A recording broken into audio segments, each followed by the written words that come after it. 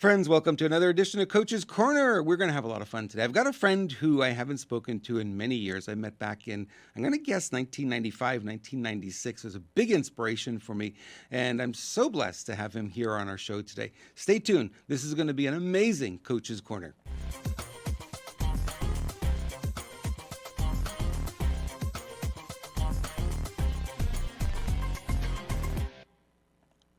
Hollywood. Ring a bell? Everyone likes Hollywood, right? Well, my guest today is Kurek Ashley. Kurek was a trainer at the Life Mastery event in Hawaii, of all places I was at. It was really a lot of fun. I think it was back in 1996, I'm going to guess, and maybe 97, but I think maybe it was 96. And we would get up every morning. Tony Robbins would keep us in the room till, 2 o'clock in the morning or so. And then we'd get up real early and get out on the lawn with Kurek Ashley, and he would give us these exercises to do, and they were amazing. I noticed right away that, when I was standing up for the rest of the day, shoulders were back, I was standing taller, I had a lot more energy, and it really connected with me. And I decided I got to meet this guy, I got to find out more about him. And we became friends. And I used to, I was living back on Long Island. I used to call him every once in a while, and he inspired me to get into juicing and healthy foods and eating organically. And he's been a big inspiration. And it's so good to have him back. It's been a while. He's been working with actors. He's been working with athletes. He's got systems that really help people perform at much higher levels than they would normally. And he's a really good guy to know. If you don't know him, you're gonna meet him today, and I think you're gonna love him as much as I do. Kurek, welcome to the program, my friend. Well, Robert, it is awesome. And, talking earlier, 25 years. I know. Too long. Crazy. Huh? too just long. How quickly that 25 years passed. So, yeah. Wow. We keep busy. We have a lot Thanks of stuff for having going me. on. And yeah, it's really a blessing to have you here. I was really looking forward to this. I saw that you pop up in the feed. I'm like, you know what? We need to have Kurek on the show and have a conversation where we can share it with everyone, because I think this is real important. Now, you're not in Redondo Beach anymore. You've moved quite a ways away. Tell us about that a little bit. Yeah, well, in 97, I was asked to come save a company's business here in Australia. And originally when I got here, they told me they sold children's educational products. And when I came here, they found out that they sold encyclopedias door to door. So they were kind of stretching that one a little bit. And so I trained all their sales teams, and, I was here for about a year, and they never paid me. And they left me stranded living in a sheep shearer shed down in New South Wales, which is a state. And so now I was homeless in 2 countries because I could at the same time. So I'm kind of like breaking a record because I couldn't even fly home to be homeless. I went through all my savings trying to stay afloat here. And the funny part is that I made it back to Brisbane, which is in Queensland. And it's where I knew a few people. And somebody had seen me speak about 8 months earlier and said, man, if you ever want to produce your live event, I would love to do that. I've never really done it before. I never really called the guy. Well, here I'm homeless, and I'm going through my belongings, and I find the guy's card, and I figured you might as well give him a call, make enough money to get yourself out of here. And so we decided to do a paid event. And so I started doing free events to promote that paid event. And at one free event, I asked, who here remembers the person who stood on the 3rd box at the Olympics? And everybody rushed out to buy your book thinking, oh, gee, how'd you get 3rd?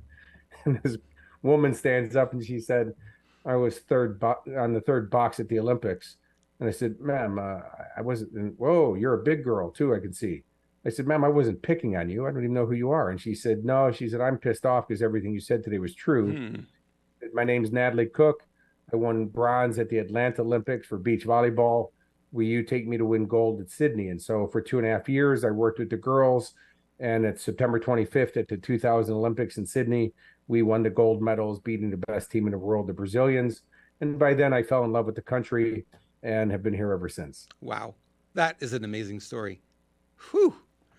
So tell us a little bit. It was a tough job, Robert. Yeah. 2 girls in bikinis and they on beaches around the world, and they paid me for it. You went from homeless to that. How did you do that one? It's a great story. Well, it wasn't a bad job. No, not at all. What are you doing these days? Well, I'm still coaching, and I do speaking engagements around the world. I'm the author of the #1 best-selling book, How Would Love Respond? which I'm very proud of. It's been a bestseller now for 11 years. I'm busy writing another book, which is going to be turned into a movie in Hollywood. They're doing a documentary right now on me for Netflix. So, I always stay busy. There's always something going on. So good that you have so many projects going on. I really love that about you. You've never been one to sit on your laurels and wait for things to happen. You go out there and make them happen. So let's Well, Robert, life travels really fast. it does. It And, does. I believe the purpose of life, number one, is to enjoy it. And the second one is to examine as many awesome experiences you can get in before the ride's over. And, in 1989, I was doing a Chuck Norris film where I was involved in a helicopter crash where five of my friends died. And, my friend was 29 years old when he died in my arms. He was on fire when I pulled him out of the wreck. And so every moment since then, it's been like living on borrowed time, is to make sure you jam in as much as you can before the ride's over. And that's how my life has become what it is. And it's an inspiration to so many as well. So really appreciate seeing you do that and having that attitude because it really is infectious to a lot of people. Will see that and they'll go, maybe I should be doing more. What am I doing with my life? And yeah, absolutely great. So let's get Hmm. into this idea. I have here on the screen. It says the Transformer. That's kind of your moniker these days. Tell me a little bit about that and what you do with that. Well, I'll tell you, Robert, that came from Steve McLaughlin. He produced the movie I, Robot with Will Smith and a guy named Marty Weiss, who's a writer for Disney. And they contacted me because Marty's obviously Jewish, lives in Beverly Hills. He's a very successful writer for film industry. And his daughter, who was 14 years old at the time, came home one day with a Mexican accent, and he thought it was all very funny and whatever, but then it kept going on, and then her behavior was really going south into the point, and he's trying all these different ways to connect with her and discipline her and whatever, he could become her friend, more of a friend. Anyways, it kept getting worse and worse until finally she ran away. And he was trying to figure out where she is, went through her room, found her journal, and she has joined a Mexican gang. Mm. And that they had a hit out on his life and were going to take all his stuff and the rest of those things. And then talking to other parents in Beverly Hills, that this is a very rampant problem, that people find that whole gang life glorious and glamorous because of Hollywood and videos and the rest of those things. And so he had to send her to a deprogramming camp in Montana for 2 years at a like $200,000 a year cost. And so they were saying, "Hey, we need to do a TV show on this, to help people, because it's a problem, not just this problem, but also kids going south. Here in Australia, we have the highest youth suicide rate of any country per capita in the world, Wow. which doesn't make sense considering we have no real gang problems, crack and the rest of those things. But it's just people have no hope." And so they Steve McLaughlin said, "Well, there is only one guy." He goes, "It's Kurek Ashley." He goes, "That's what this guy does." And so they brought me in, and that term, the transformer, got kind of tagged with me. And it's just because transformation, well, the ATION at the end of a word means the experience of. Trans means to go beyond. Form means what you have now. So transformation is the experience to go beyond what you have right now. And I guess that's really what I'm kind of famous for doing with people, is helping them transform their lives in all areas: business, health and fitness, happiness, relationships, all those things. All those things make us who we are. Really. And it's Yeah. holistic. I mean, what's the point of being rich if you're sick, or Yeah. being wealthy if Exactly. you're lonely? Yep. People think money's going to solve all my problems. The problem is, unless you work on yourself, the money's going to amplify your problems. If you're lonely now and you buy a big house to move into, well, now you're really going to be lonely because now you have a lot of rooms to be lonely in. Or you So have a lot of people who pretend to be friends and really aren't. They're there just for the money. yeah. Then So you're it's even about lonelier. learning how to be balanced. Yeah. And then you see a lot of spiritual people, yoga and mindfulness, and they're broke. Yeah. Well, every issue we have in this lifetime is a self-love issue. If you really loved yourself, would you allow yourself to stay poor? Or would you, inject drugs into your system, or be an alcoholic, or let people abuse you in a relationship? Of course not, because that's not how love responds. So it's really about amplifying our own self-love, because whatever we're filled with, we're going to spread to everyone around us. That's really great advice. It's like you're making me think now. I'm like, yeah, where does that show up in my world? I'm sure a lot of people are listening to this and feeling the same way. So, give us a story or two of some of the people you've worked with and some of the transformations. Obviously, not by name, but some idea of some of the people that you've worked with and how you've taken them from where they were to where they are today. The volleyball team was quite impressive. I mean, how could you beat the top team in the world, right? Yeah, well, there was about 20 years ago, I was contacted by a bunch of different emails from a bunch of different people. These emails were coming into my office, and they were all asking me to help this one person named Joe in New Zealand. I've never met the person before. I believe she came to one of my programs when I was speaking there, but I don't know everybody in the audience personally. And they kept asking me to help her. And so I asked my staff to send me the emails. And I looked at them and I could see some pattern in it. I realized it's actually this person and that this woman's a schizophrenic. And so I found out that was diagnosed with 7 personalities. She's, a real schizophrenic. And so I wrote each one of the personalities and said, look, this is the client coach confidentiality thing. I can only work with her. So just have her contact me. And so my wife at the time came, it was about 5 o'clock at night, 6 o'clock at night. And she comes and she's like kind of white as a ghost. And she said, she's on the phone. And I said, who? And she goes, Joe. And I go, okay, just put it through to my office. And so she asked me, what are you going to do? And I said, I got no idea, but I will tell you, I would not leave my office until she's one harmonized human being. And 5.5 hours later, Robert, I came out of my office and she's one harmonized human being and has been. And I just heard from her recently. It's 20 years later. And she's got a job. She's got friends. She's in martial arts. She's in a network marketing business, all these things that she had no life before. And she's one harmonized human being. 2 years ago, I just worked with a gentleman here in Australia and helped him cure himself of Tourette syndrome. And he had really aggressive Tourette's, and now he has none. A gentleman same year had really aggressive cancer, like a 30% chance of survival, and cured himself in like 4 months. Businesses that, there's a organic little fruit shack run by some hippies. They were in it for 25 years. Worked with them, and 6 months later, they were doing $22 million a year with a 14% profit. So, but it's tactical. This is not about me. It's a formula. And I just plug kind of people into the formula and work on those different components. And that's why you get real transformation.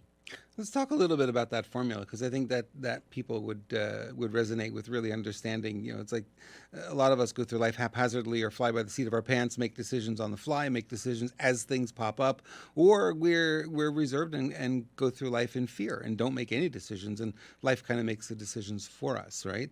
And then we go, well, life kind of sucks. Well, it sucks because the decisions you've made or the decisions you failed to make along the way, right? Absolutely. And so the strategy for decision making, because first, Robert, it's funny, you get like 5 year friends together, you're playing cards and you go, you hungry? I'm hungry, hungry, hungry. Everybody's hungry. Where do you want to eat? I don't know. Where do you want to eat? I don't know. Where do you want to eat? Somebody says pizza. Oh, thank God somebody made a decision. Right. And then one guy goes, pizza, I'm trying to lose some weight. Okay, where do you want to eat? I don't know. Where do you want to eat? So they can't even decide where to eat. The thing is that we need to think to create, right? Creative thinking, but we need to feel to decide. And so I always say is get yourself in a good emotional place because you never want to make decisions from a bad emotional place because you'll always pay for that decision. But get yourself in a good emotional place and then ask yourself, how do I feel about this? And that's your spirit you're really talking to. And your spirit has never done us wrong. That's why we've always had those feelings. Then we think our way past that. Like, oh, well, maybe the money's good or that. And then later on, you're slapping yourself in the forehead going, why didn't I just listen to myself? Mm-hmm. We're talking about our spirit again. So when you feel your decision, you'll always make the correct decision. And you just, so I make all my decisions. There's times I'm offered a lot of money for deals or whatever, and something just doesn't feel right. And I go, not for me. Thank you. And even if that deal makes a lot of money for somebody else, to me, it still wasn't my deal. So I always live with my decisions that way. Not making a decision, though, is gonna a decision will be made on you then, and you're probably always going to be disappointed with the results that come from that. Really true, because you see a lot of people who are going through life right now, especially in the face of COVID and everything that's been going on for the last 4 years, and you see them just they're even more reserved or recoiled, I would call it, than they would normally be. Normally, would be out there doing a lot more, but COVID has put the cloud of fear in everybody, and everyone's like, I don't know, I don't know, I don't know, and it was shocking. I don't know how it was where you are, but it was pretty shocking as a business owner to be told by the governor here in California to lock up your business and don't come back until we tell you to. It was a shock to the system, because you go, wait a minute, I can't do my business, I can't run my business. My business is helping people out of those situations, helping them through the fear, and I can't come here to do that. So it was a wake up call for a lot of people, and I think for some it woke them up. For me, it certainly did. I have a newfound energy that I didn't have before, a new direction, new everything. But for a lot of other people, it had the opposite impact. It had people who are, refusing to get out of bed, refusing to take that next step forward, refusing to do anything, because this fear really affected them and impacted them emotionally. How would you help somebody in that kind of situation? Well, Robert, the funny thing is, my business, I'm a public speaker, Hmm. so yeah, it definitely affected my business. Yeah. It- let's take the emotion and all the story off of this. COVID is just another one of those obstacles, one of those challenges that happens in life. It's not COVID, by the way, it's going to be something else, right? Oh, the GFC, the global financial crisis in 2008. It was so cool. We had to give it an acronym, the GFC, and people are jumping out of windows and freaking out. By the way, more people have died from KFC than GFC, but I don't see people killing themselves when they walk by the kernels. Oh, So, true. so part of that formula that we're talking about, first, if you have the right mindset, right? So I've been friends with a guy named Sylvester Stallone since I was like 18 years old. And Sly's always been a great mentor of mine. And, in those days, a lot of times I was living in my car and homeless. And Sly always used to say to me that money is a mindset. And I go, well, that's easy for you. You got some. And he goes, Kurek, that's where you're falling down. Once you have the right mindset, it will only be a matter of time that your results will catch up with your mindset. And last time I had lunch with Sly in Beverly Hills just before COVID, because I was on stage here in Sydney with Arnold Schwarzenegger, and Sly found out about it a couple months before I was on stage and had me come and had Arnold Schwarzenegger at the table. But as soon as I walked in the restaurant, Sly looked at me and goes, "Finally got that mindset right, huh, Kurek?" And I go, "Oh, that's funny, Sly." And I go, "You remember that?" And he goes, "Oh no, you were funny. You were so insistent on keeping so it's a mindset. And then the next thing is develop some new skill sets, right? So in the formula that I'm talking about, the first thing we have to do is reinvent ourselves, because the world's always changing anyways. COVID just kind of was like this, lump sum of a quick transformation of what's going on in the world. But, imagine the people who were still selling records when CDs came in, or still had a blockbuster video store when streaming was coming in. The people were hanging on to it. So this is always going on. So we have to reinvent ourselves. Now, by the way, having that mindset and developing new skill sets, as you see, that is how you reinvent yourself.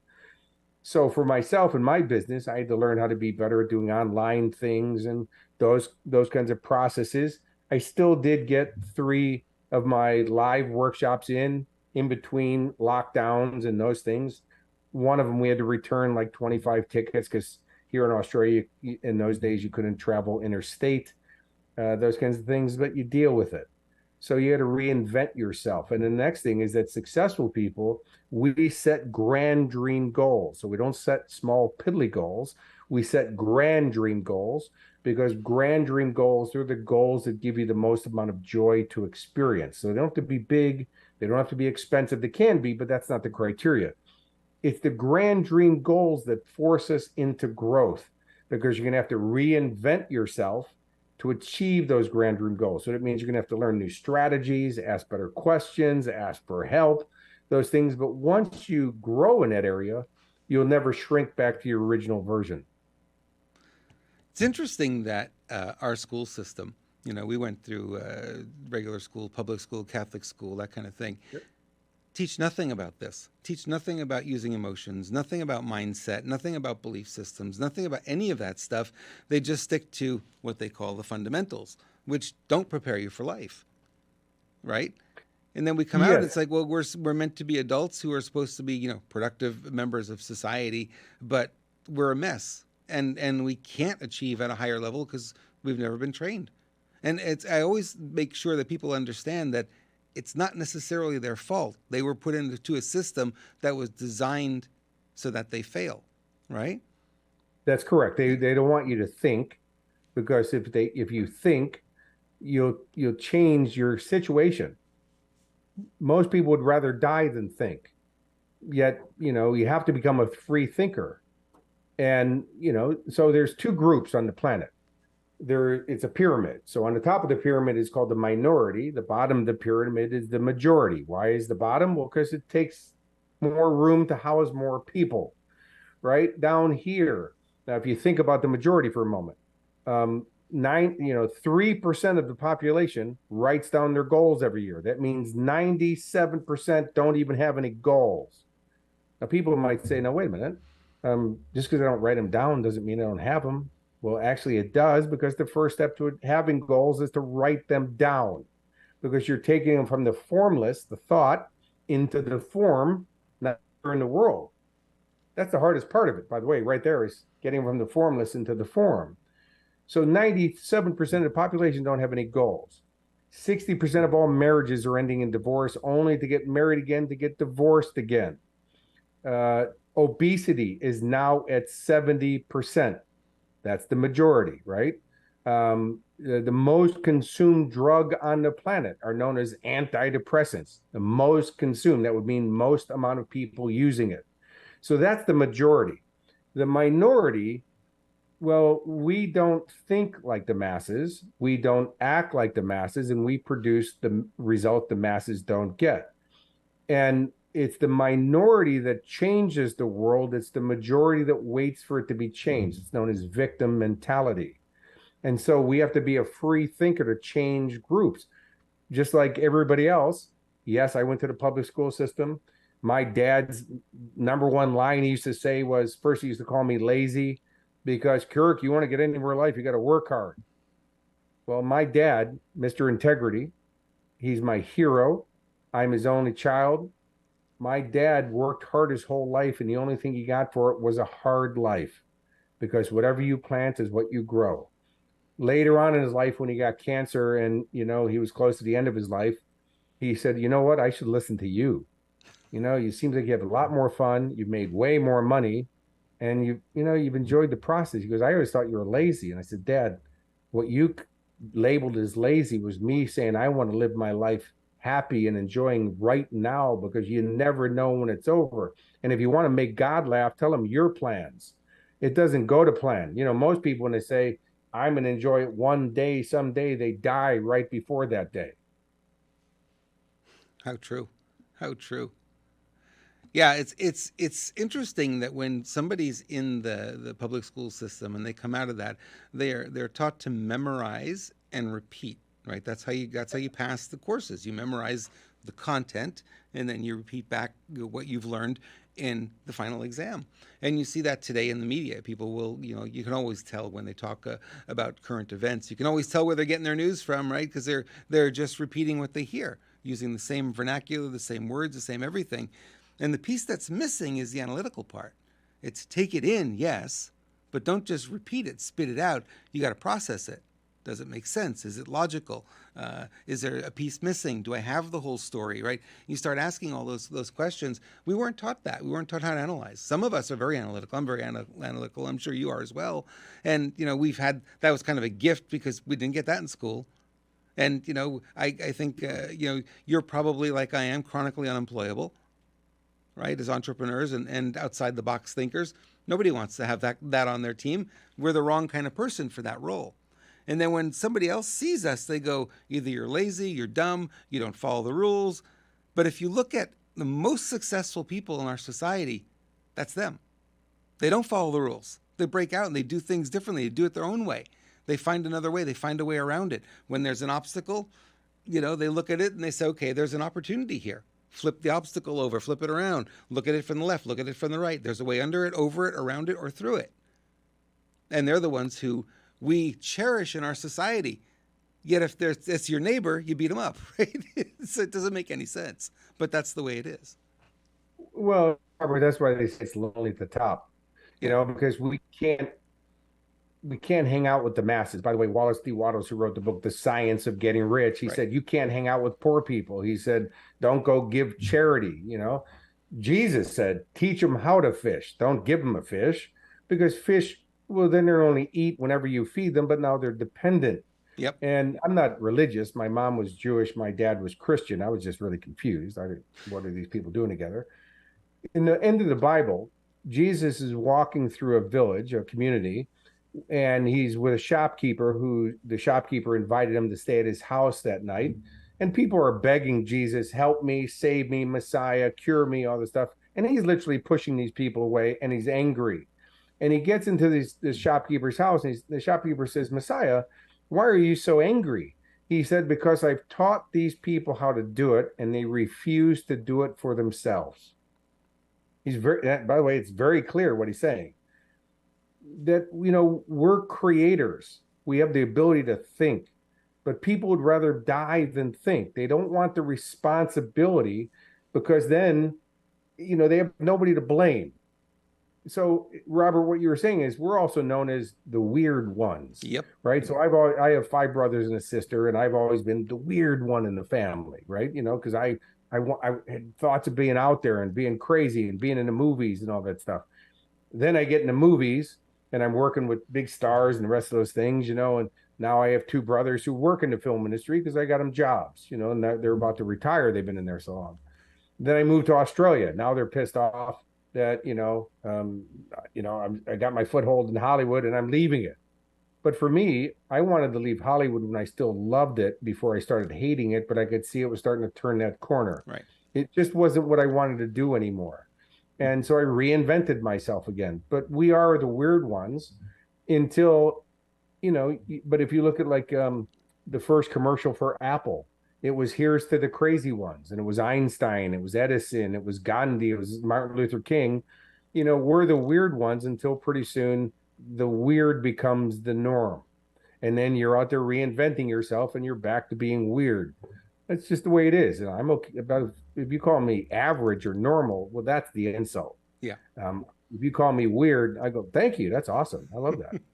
That means I'm doing something right if I'm weird, if I'm not fitting in. I'm not conforming. I'm not part of. I'm much better than. Yeah, no question. No question. Yeah, this is really good. I really love the being able to think. And it's not that people so much are lazy. I think a lot of people would like to know how to do this, but they haven't been trained. And it's like looking at Greek on the wall for the very first time. If you haven't been taught how to read it, you ignore it because it doesn't make any sense. And I think they just don't have the skill sets. And, somebody like you coming along and teaching them, that makes a big difference because now they have a door open for them that was never open before. Didn't open in, their parents didn't know, so they didn't get taught by their parents. Then they went into the school system. The indoctrination was pretty intense there. Even back in the 60s, 70s, when we were in school, we were still being indoctrinated, right? And it's more intense now than it had been. And then they come out of that and they still don't have any exposure to it. Then they go into, the job force, the workforce. And they're taught by teachers who never left the system. People don't realize this. A teacher goes to school, kindergarten, all the way up to their PhD, and the moment they graduate, what do? They make a U-turn and go right back into the school. They've never been out in the real world. They've only been in academia. And these are the people that are teaching you how to survive and thrive in the real world. If a teacher can only teach you what they know, how are you learning it? That's why we have someone like Kurek on the show. That's why we have to change our questions. See, because the quality of our life is determined by the quality of our communication, and the quality of first how we communicate with ourselves, and then how we communicate with others. But you're not going to communicate differently with others until you start communicating differently with yourself. Then the quality of our communication, Robert, and you hit the nail on the head, is from the quality of questions that we ask.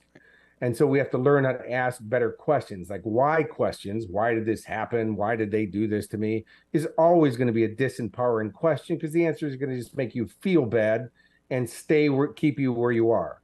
So if you watch Jerry Springer, the funny thing is Tony Robbins had a TV show on it, lasted 2 episodes, was canceled because Tony was trying to help people. And Jerry Springer's been on 25 years. And if you see Jerry Springer, now Jerry doesn't even, I've met Jerry before, he doesn't even know what the show's about until he walks out and reads the card because why would he? Like who cares? Like what research does he do? And he lifts up his glasses and you see him do one of those, like, okay. And the person says, honey, I love you. I would never hurt you, but now but erases everything that comes before the word but. So basically you just said is I don't love you and I'm about to hurt you on international TV, but I've been cheating on you with, your dad, your brother, your dog, your sheep, whatever that is, And then the person says, why? Why would you do that to me? Now, here's some of the answers. I'm gay, you're gay, I don't like you, never, sex was always bad, I like your father, I'm into sheep, I was drunk. Now, which one of those answers makes you feel good? Well, none of them, they all make you feel worse. Instead, if you just ask yourself, okay, what am I going to do with this information that's going to make my life even better? Well, for me, I would say, Jared, thanks for, pointing this out for me. Have a great day. And I'd get up and walk away. That's not good TV, obviously. Right. Yet the thing is that, I've taught myself how to ask questions that are only focused on the outcomes that I want to achieve and nothing else. And why is always a disempowering question. Now, people say, but what if it's my why for why I'm doing something? Well, that's about your purpose. That's a whole different kind of why question. But when we're asking why, and then people kind of disguise the why question. So, um, what was their intention behind that? It's still a why question. Instead, focus on the outcome because we don't even need to know the past. We don't need to know the problem because, by the way, the why question, you might not even get the real answer. And now you're trying to solve something that's not even the real answer. If you just ask for outcomes, you'll get the answer, take the action in those, and your life changes. It's so true. Why question? I think I remember Tony Robbins talking about this. It's like there's an infinite number of whys, right? You can never get to the end of that list. That list can be as long, and you're right. It's disempowering. It's also confusing because you never know which one it might actually be. So it doesn't help at all every time you ask the why question. And we have this desire to know, right? We have this desire to understand and analyze and all the rest of that. And sometimes that's disempowering too. It's our ego, Yeah. ego, edging God out. When we buy into our ego, it gets us into all kinds of trouble. Now, the ego has a value to it. You got to remember, is everything in the universe has a positive intention attached to it. It's trying to get us to evolve. It's just that for a lot of these things, people turn the volume up so loud on it, and then it's disempowering. So there was a doctor, a scientist, I forget the guy's name off the bat, but he said that everything is good and bad. It just depends on at what percentage is it in your life. So here in Australia, obviously we have a lot of eucalyptus trees because the koala bears love them. Now, eucalyptus oil, if you drink it, it will kill you. But if you put eucalyptus in a diffuser, it will clear your bronchioles. So you see it a different percentage. One of them's good for you, one of them's bad for you. And so when we turn our ego up, yeah, it definitely gets us in trouble. It has a value. It's important that we do love ourselves and that we do have self-certainty and certainly self-acceptance. Because I ask audiences all the time, who here has ever done anything bad? And I said, for the people who aren't raising your hand, lying is bad. We've all done inappropriate things, but the creator gave us the ability to choose. Now, if that was wrong, why did the creator make us that way when the creator could have made us perfect? And if we weren't, why didn't the creator just change it? What, he stopped creating? He took a vacation? I mean, evolution is happening everywhere else in the universe. Why wouldn't we just evolve? Because that is our evolution. It's our imperfectness that makes us perfect human beings. But instead of buying into, oh, I screwed up, I did something wrong, I hurt somebody, I made an inappropriate choice, if you learn from those things, it will make you a better person. And that was the purpose of that. I love this, Kurek. I love this analogy that you're bringing up. This makes a whole lot of sense. Yeah, you're right. I often, not to get into the religious stuff, but I often ask people about the Bible, and they say, "Oh, the Bible's everything." I said, "So why did God stop talking to us 2,000 years ago?" Dead silence, right? Well, What happened?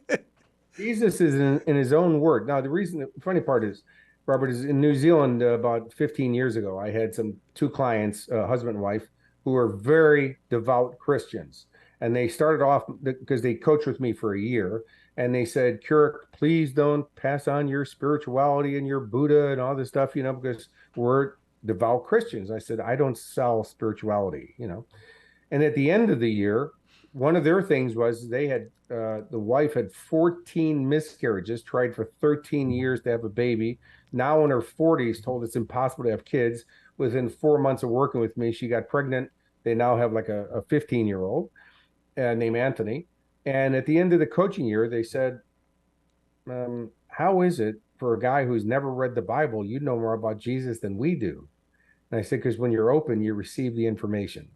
And so they said, if we sent you a Bible, would you read it? And I said, yeah, of course, I'll read it. I mean, I don't have a religion, so don't expect me to turn Christian. I'm not Jewish either. I'm very spiritual. And so I read the Bible, and in it, Jesus, in his own words, in red, right? It means that's his words. He said, even the least among you can do all that I have done and even greater things. And what he's saying is when he says, follow me, he didn't mean follow me like I'm in front of you. He meant follow my instructions, follow what I'm doing, and you'll get the same results. By the way, that would be physics also is cause and effect. Do this, get that response. He was very clear. And that's why at that end, when he's upset, he's saying, I taught you how to do it, and you're refusing to do it for yourselves. And so is the creator stop creating? No, because also in the Bible, it says that man was created in God's image. Well, if God looked in the mirror, was he seeing a fat man, white man, black man, oriental man? What man? Woman? Which one? Well, that would be kind of separatist if he was seeing only a white man or only a black man or only a short man or only a man, not a woman. Well, if the creator looked in the mirror, if we could personify this, the creator would see the creator. So we were created in God's image, which means we're creators, we're co-creators because we have the ability to think, which then processes into action, which produces the result. And by the way, that's the formula for all creation. Anything that's on this planet that man has created started as an idea, that idea got put into an action, and the action produced a result. Very true. Very true. Listen to a lot of Esther Hicks, and I'm sure you do as well. And there's a lot of that same kind of content there. It just makes a whole lot of sense. It was the first thing that actually resonated with me as far as the spirituality went. It was like, yes, she's got it, and it's clear, and it's exactly that's the system, that's the formula, that's how the universe works. And it was the first time I got it. Reading the Bible didn't do it. Going to Catholic school didn't do it, but that did it for me. So yeah, you're 100% right on that one. Now, people have, and we're seeing this probably more now than at any time in history, we're seeing a lot more apathy in society. People are not taking action. They should be. They should be standing up. They should be, taking action. In this country, it's the weirdest thing not to see any of that happening. We see it in other countries. People are stepping up and saying, no, this is not what we want anymore, and they're pushing back. United States, flatlining. We're not seeing anything. What are some of your thoughts on that? The only way we can ever help people become happy, healthy, wealthy, and successful is for us to be happy, healthy, wealthy, and successful first. And as I said earlier, Robert, whatever we're filled with, we're going to spread to everyone around us. So if you're filled with fear, you're filled with scarcity, you're filled with being pissed off, those people certainly spread it. If you're filled with happiness, if you're filled with love, if you're filled with abundance, you'll spread it. And so it's not only our birthright to have everything we want, it's also our obligation because if we're not part of the solution, we are definitely part of the problem. One of those laws of physics, by the way, everything I teach is based in those laws so that it works for everybody. There's no limitations. It's not prejudiced. It's not biased. It's not racist. It's not for special people or lucky people. It's cause and effect. And one of those laws is called the law of polarity. that says everything has to have polar opposite sides in order for it to exist. So that means you can't have a top without a bottom. You can't have a right without a left. You can't have an inside without an outside. It also means that all of our problems have to have solutions. And it also means is that any disease that's on the planet, there has to be a natural cure for it, because the law of polarity says that. And so if we're not going to be part of the solution, we are automatically part of the problem. There is no such thing as a neutral. You'll notice there's two terminals on a car battery. One's positive, one's negative. Now, the positive is represented by the plus sign. Plus sign in mathematics means adds to, adding more power to, empowering, adding power to. Negative means takes away. Now, isn't it funny? But there's no neutral terminal. So if we're not one, by default, we're being the other. And so just by us being that person and being that person consistently, and if you want your limitations in life, you keep defending them.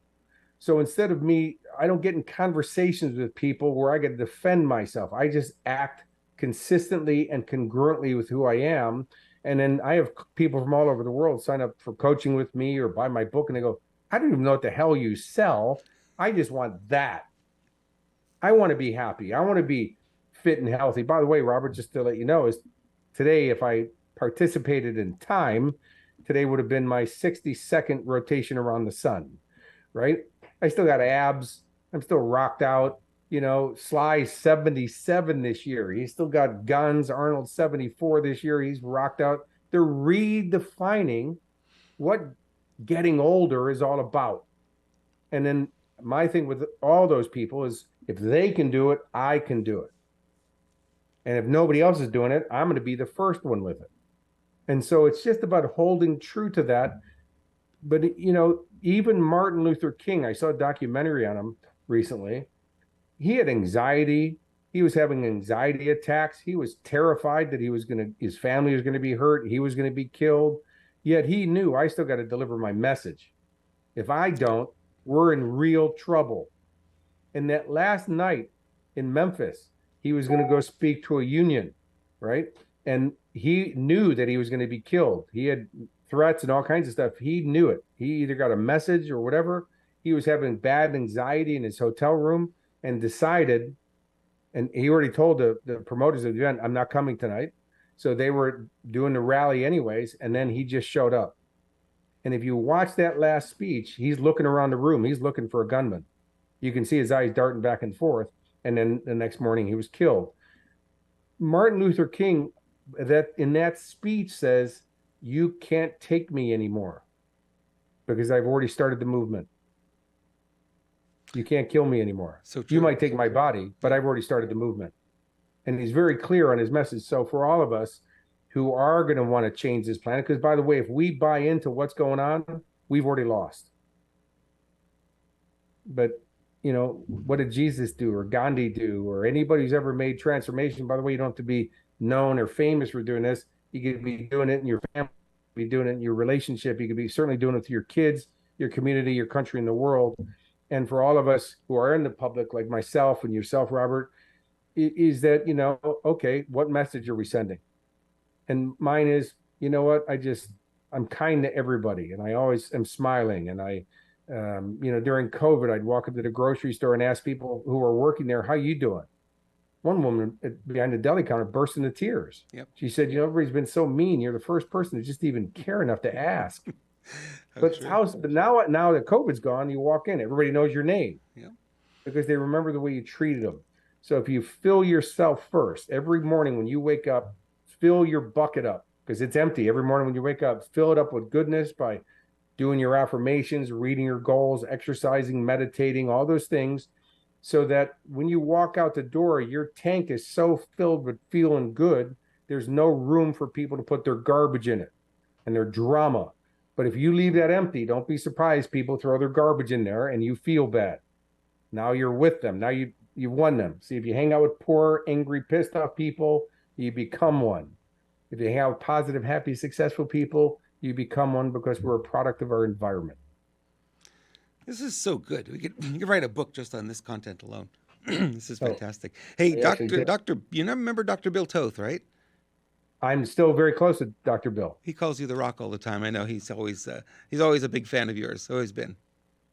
So He, yeah, he you came out. He came out to Australia for my first wedding, did he really? Robert. Wow. Funny thing is, I sent him a list of my goals when I first moved here. Uh-huh. That I was going to take athletes to the highest pinnacle. That I was going to start doing corporate work, and then I would write him when I was knocking down these goals. And so I invited him out to my first wedding, and he said to me, he goes, Kurek, I actually thought you were lying. He goes, I read your goal list, and here you are, one by one, knocking them down. He goes, that was impossible, but here's your two gold medalists standing right here. And they just put the gold medals around his neck, and he's got pictures with the gold medals around his neck. He goes, it's the craziest thing ever. Yeah. I said, why would I lie about it? He goes, it was just too unbelievable. I go, okay. Believing it is how it became real, though, right? For you. Absolutely. Yeah. Absolutely. And, one of the things that I do with because every team I've worked with, every athlete I've worked with, I don't even know the sport usually, have all won. But I cheat. I choose winners. People who are willing to do what average people aren't willing to do is the first criteria. A lot of times I'll tell them no at the beginning. I want to see how are they going to respond to it. Are they going to go, no, I'm not taking no for an answer, because that's what average people don't, the successful people do that average people don't, is they don't take no for an answer. They're going, I'm still getting my outcome. If you ever read biographies, autobiographies, study successful people, we all say, I don't know how I'm going to do this, and I'm going to do it anyways. Yep. We'll figure it out on the way, or the information comes to us as we take those steps forward. Yeah, absolutely. Because that's the decision right there. Yep. Yep. And it's the request to the universe to say, hey, help me. This is what I want to create. The universe is there to support us, and it'll bring the information, it'll bring the people, the resources, the money, whatever it is. But you got to have that vision first. It doesn't come from yes, because in life you're going to either evolve or you're going to dissolve. Right. You're either going to grow or decay. Remember, law of polarity. If you're not doing one, you're doing the other. Yep. Well, the universe itself is the totality, has to follow the same laws of the universe, because that is the universe. And so the universe itself also needs to keep evolving. Otherwise, it too will dissolve. So as soon as we start evolving ourselves, the universe comes on board, because it's helping the growth and the transformation of the universe. If not, dissolving is also known as fertilizer. So in the universe, it uses even stuff that's decaying as fertilizer to help everything else grow.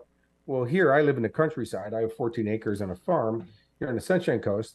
You'll see that if you drive around on the country roads here, people sell horse poop for like $2 a bag, because that's fertilizer. So my little motto for life is, I'd rather be the plant or the tree instead of the poop fertilizing the tree. Yep. So we're one or the other. And again, that comes from that decision of going, man, I'm going to keep growing, because then the universe gets behind you. But if you just check in with your thoughts and ask yourself, that thought I just had, or that thing I just said, is that helping me get my goals or keeping me from it? Is this making me grow or making me shrink? Am I evolving or dissolving? Is that empowering or disempowering? Now, if it's disempowering or negative, don't go idiot. And now we're being disempowering about being disempowering. That's really disempowering. Mm-hmm. Instead, go, man, I'm so proud of myself that I caught it. That's awesome. Now you're teaching yourself to become more aware. Then make the changes. Celebrate that, because then we're teaching ourselves how to make changes. Then when you create the change, celebrate that. And what we're doing is we're just creating a new system, because positive reinforcement is how all intelligent mammals truly learn and make transformation. So true. So true. Kurek, on your website, you're giving away a free book. Tell us a little bit about that. And well, on the website, I have a bunch of free things now because by the way, we're moving it over to another platform, Robert. I just noticed myself. So I have a brand new program called Stop What's Stopping You, which is about procrastination. It's a 3-part masterclass. One of my favorite programs that I give away is called Get Out of Your Bad Mood. And it's very pertinent to what we were talking about, because for me, any mood that we're in that doesn't support your happiness and your success is deemed as a bad mood. And here's the best part of that, Robert, is that the key distinction, there it is again, that little bit between successful people, or that minority, and the masses, is that we all go through the same stuff. Everybody's got fear. Everybody's got doubt. Everybody's got insecurity. Everybody went through COVID or the global financial crisis. Successful people, though, we learn how to manage how we think and feel differently about those situations, which then means we can act differently about it, which is going to produce a different result. And so the get out of your bad mood, it's again, it's all these are real programs. My criteria is always, it's so good, I get a charge for that. And they're never big sales events for me. That's not what I do. My thing's about adding value to people. Money's easy because money is the byproduct of adding value. It's the seed. If you add, instead of asking my business, how am I going to make more money this year? I'm always asking, how can I add more value to more people? And the money just kind of shows up. It's easy that way. And so there's free programs, and then you get on my database and you'll get alerted to the webinars we do and other trainings and the rest of those things. And all my online stuff, none of it's big sales events. Outstanding. This was a lot of fun. I really appreciate having you here today, and we'll send people to your website, KurekAshley.com. Kurek is amazing, as you've just learned, and he's got a lot to share. Get on his website, go find out the other things that he's got available there. Get on his mailing list so you keep in touch with what he's up to and where he is. And I hear he's coming stateside not too long in the future. True? I am. Yeah, I have, looks like 2 events coming up in Vegas. And we're putting some more on the boards. Also, Robert, I'd love to come visit you in San Diego and be live in the studio with you, because anytime. What a great looking set you have, man. Thank you. And just give you a hug after all these years. It's been way too long. It's been way too long. Here's the set. You can see the larger shot of it. Wow, that's awesome. That's full on. Yeah, it's been 25 has been a long time, and it's been but we've always been touching base a little bit here and there. I know our emails have crossed paths several times, and so good to have you here, and so good to be able to spend this time with you. Thank you so much for your time today. Thanks for having me, Robert, and just awesome to reconnect. Thank you too. This was great. All right, everyone, we're going to end the show for today. Thank you so much for watching. If you like it, give it a thumbs up. Please share it with your friends and followers, and we'll look forward to seeing you on the next edition of Coach's Corner. Thanks for watching.